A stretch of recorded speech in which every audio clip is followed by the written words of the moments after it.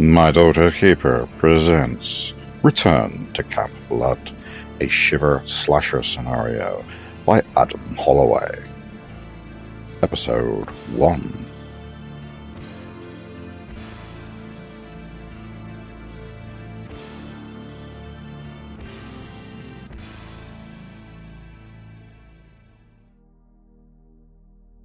So obviously, we've got the situation where you are all either camp counselors or workers, with the exception of Tilly, at Camp Blood, a summer retreat somewhere in the middle of absolutely nowhere, Midtown, USA. You're here to reopen the camp. It's been abandoned for about 10 years since the disappearance and presumed death of a child. This may come into play later on. It's 1978, and you've all just about managed to get this place up and running, despite the fact that young Spence Mears, who is the daughter of the camp's owner, has basically just been messing around in the kitchens when having to work and doing other stuff around the place, being a general nuisance. The rest of you have been attending to your various duties around the camp. And knowing that we've only got a week to go until the first coachload of kids arrives, all of you gather round a campfire. A peaceful calm has settled over the grounds. There is a soft breeze rippling through the leaves of Blood Forest, and the crackling of the campfire promises warmth and a restful evening. A potential perfect end to a perfect early summer, right before all the kids descend and chaos begins. But there are dark clouds forming overhead. They threaten to turn that peaceful breeze into a gale-force wind. The shadows at the edge of the firelight grow darker with each passing moment. Still, it's too hard to feel concerned with the weather, or the concerning fact that this place is about to be filled with giggling children. It's been such an idyllic summer, full of fun, frolicsome frivolity, even though you've been busy working. There's been plenty of downtime. You work hard, you play hard. The usually on edge head counselor, Cindy Byers, leans back on her log without a care in the world as you all wait for the rest of the staff to arrive to enjoy one last evening meal in relative peace. She absent-mindedly fiddles with a kit bag strewn across her lap.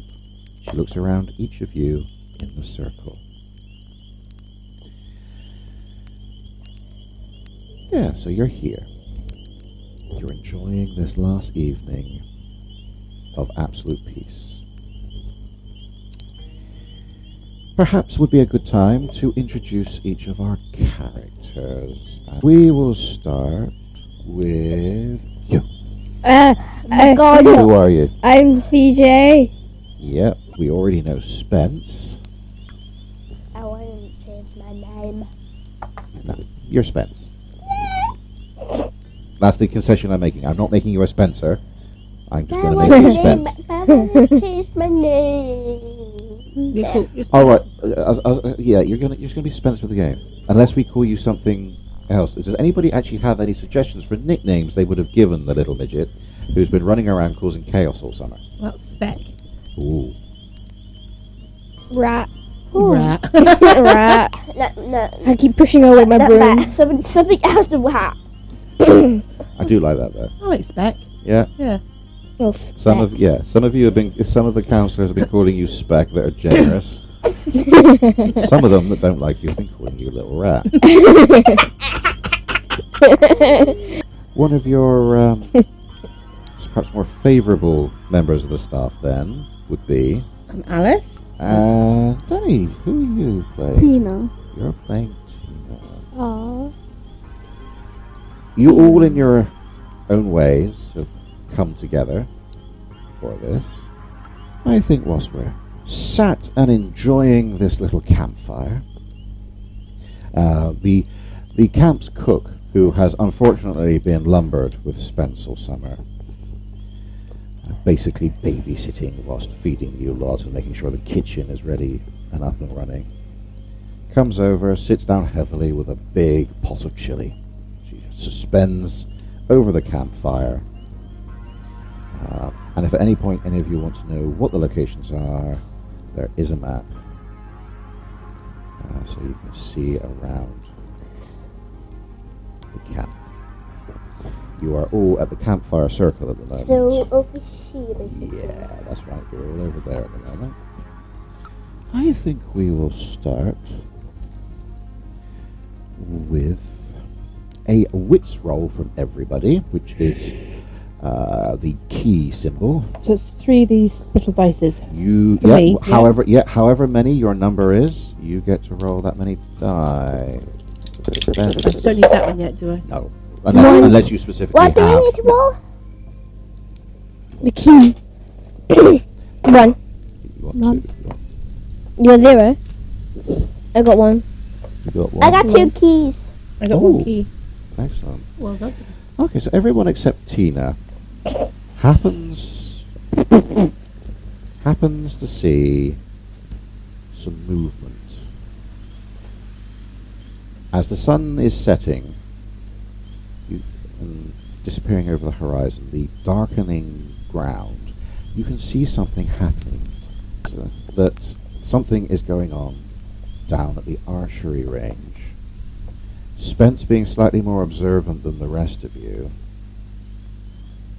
can actually hear that there seems to be an argument going on.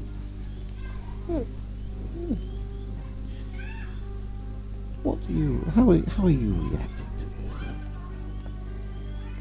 I'm gonna ask Tina to go and check it out with me. You stick your nose in. That's the question. Do you want to? If you know, come down, bring it in. You're just basically you're going in between all of the counsellors, trying to get somebody to go with you. Yes, because if we are not, we have learned about Scooby-Doo. We did not split up. We're still technically splitting up. Well, we have 2. We could easily check it out. It's quite a big group of you up here. There's like a dozen of you around this campfire. There are a couple of quite obviously missing faces, though, which is odd. You gonna go with it? No. Okay, then I go check it out. No. I'm gonna check that thing out. Okay, Spence is just going to start marching off down the path. Is anyone going to go after her? No. I'll go with her. Thanks. No. As you start getting closer, you can hear more clearly the argument going on. It sounds like it's 2 of your colleagues having a bit of a to-do. You can clearly hear the voice of Cliff. Now, Cliff's not exactly been the best. All right, he's good at heavy lifting, and anything physical that's been required, you've pretty much relied on him. He's not the smartest, and you can hear the whiny, complaining, cajoling way he's speaking. So what you can clearly hear is Sydney, who you know is the basically heartthrob of your camp counselors. You know she is going to be trouble when the older ones arrive next week. I'm gonna go over and ask if everything is going okay in there. You're just going to go straight up to him, are you? Yeah. Oh, okay. In that case, give me a heart roll. That's 3 for you. Not everyone, or just Tills? Just Tilly. Tilly's actions? None. Ooh. But you did get a luck. Yeah, I did. Now you've got a choice. You can either make that a success, or you can put that luck in your luck bank for later. Success. We'll make that a success. Okay. You go up to Cliff and you can hear him going, "Oh, come on, Sid. It's our last night to do this." What do you do? I'm just gonna ask them to stop arguing since we can hear them all the way over to the campfire. What do you want, little rat? What are you doing out here? Shouldn't you be with the adults? Can you just stop arguing? We can hear you. We're trying to relax. You Sit think around. I care what a little rat thinks? Can you not call me a little rat, please? I'm just trying to calm down after the whole park. So please, keep it quiet. Oh, is the little rat gonna cry? I can really punch you. Do you want to? Yeah, if you keep calling me a rat, then I will. All right, give me a grit roll then. We should be getting 3. You're looking for your fists. Don't blame. Ooh. I got 2. Question is, does Cliff see this coming? Hopefully not. He sees you winding up. You're not terribly big, but then again, neither's Cliff. How do you hit him? Oh, I hit him in the face. Yeah, Spence absolutely lands right on the chin. And just as Alice manages to catch up with her, you hear the thunking clonk of his jaw meeting. His lower teeth have just met his top teeth, and you hear a scream coming from him. That's what you get by calling me a whip. Oh, I bit my tongue. You made me bit my tongue. Well, that's why you don't quit shooting a rat. I'm gonna get you, you little rat. So, well, It looks like he's gonna go to grab for her. Oh. Now, let's see what happens. Now, you can intervene at Yeah, I any was point gonna say, during this. I'm about to get in there and intervene and break it up and find out what the hell's going on. Ooh, okay. time for me. Yeah, it looks like he's about to just launch himself at Spence. Wait, no. Where is it for? I haven't told you what to roll yet. You are going to want some smarts. So that's 3 dice. I got 1. That's 1. I think that'll be enough because he's telegraphing this. And yeah, as he goes to grab her, you just slip out from underneath, at which point I will need a hearts roll from Alice. Oh gosh, okay, only 2. Yep, I got a heart. Excellent. How do you intervene in this situation then? I'm gonna scoop Spence up out the way. Yeah. Oh, should have known that you'd come to the rescue of the little rat. Yeah, you sound like a rat talking like that. Let's see what Cliff does in this situation. He has the good sense to scuttle off. Thank God. You see him disappearing off down towards the observatory tower. You see Sydney slightly cowering, looking very upset.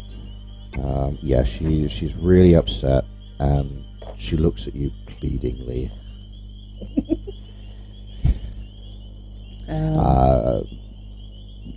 I'll take a heart check on this. Yeah.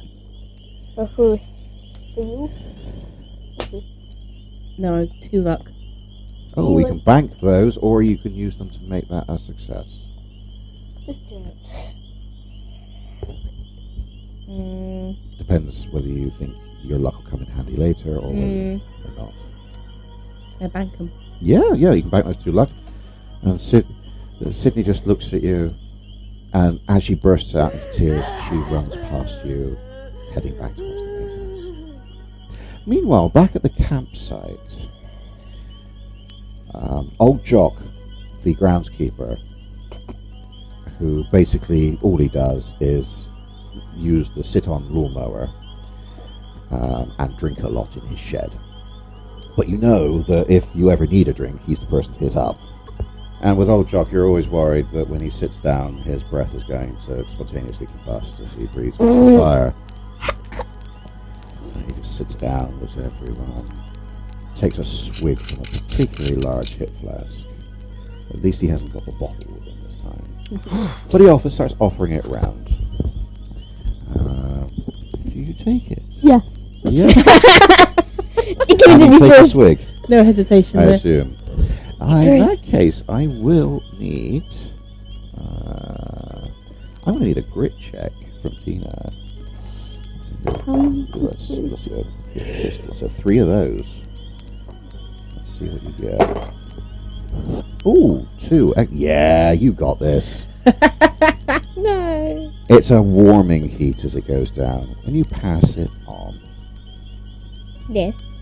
CJ, Yes. do you take it? Yes. And you're taking a swig? Yes. Give us a grit roll then. Ooh. 2. 2 again. And it makes its way round. You're all taking in turns. So when it gets back to Jock, he downs another pretty substantial slug of it. And he says, he's leaving tomorrow. I'm not supposed to be here when the kids are here. They say I'm a bad influence. But I'll tell you this. You want to listen to the woods. Listen to the wind. Because it'll tell you things. And it begins to tell you a little story. It was like this the night that boy went missing 10 years ago. Nobody know where he went. We always used to find him down by the rabbit holes on the shore bank. He seemed to love them. I know people say that he went into the water. Or that some weirdo had off with him. I reckon he's still out there somewhere. Oh no, I'm just old Jock. And he seems to empty the flask before stumbling to his feet. Well, you have a good night then, you lot. I'll see you all off in the morning. Would you two like to give me a strange roll for this? Did they two drink it? None. None. No, but no fails, which is fine. Yeah, that was a bit weird. But you've kind of got used to it from him. The few times he does come into camp. And as Jock leaves, Spence and Alice return. What happened? Don't quite know, really. Spence ran off, as he does. By I the time punch someone. by the time I caught up with him, there was a full brawl fighting out, and then Cindy ran off crying. So, I'm none the wiser, really. My little devil. Eh. If either of you want to give me a wits check to see if you know anything about what's happened. Woo! Well, you've got 2 luck and a strange there, CJ. If you want to negate that strange by using both your luck points, Yeah. you can. Yeah. Okay. Then I turn into... I didn't see what you rolled. okay. I would sorry. be sweet. Yeah, because I'm paying for everyone's dice rolls. So there's a couple Got of two luck. and a strange. Ooh, same. If you want to, well, it's up to you. You can either take the strange hit, use it if you want. I use it. Yeah. Okay. In order to make that a success instead. Cliff and Cindy had a thing, or at least Cliff had a thing for Cindy. She's been fighting him off for the last 2 weeks whilst you've been here, and you had a feeling that he might be pushing his luck. And she's totally not into it. Like, totally. So this doesn't actually come as a surprise to you. That he's finally pushed his luck. And you have a feeling that he might be pushing his luck. And she's totally not into it. Like, totally. So this doesn't actually come as a surprise to you. That he's finally pushed his luck. And you have a feeling that he might be pushing his luck. And she's totally not into it. That he's finally pushed his luck. suppose the question is, would you share that information with everyone else? That said that you know, yeah. So you lot perhaps now. I'll share it. Yep. Okay. Yeah, so you know that from that, yeah, Cliff's trouble might be worth bringing him in hand before the kids arrive. Mm. Sydney has been really good with everyone so far. Cindy comes up from the direction of the main house. Says, "All right, guys, I've had a chat with Sitters. I think she's calmed down for now. Let's all wrap this up for tonight. Yeah, let's get back to our bunks and take it easy." The rest of us that are leaving in tomorrow. I know you lot are staying on. Can't exactly say I envy you. And she begins to wander off towards the main house.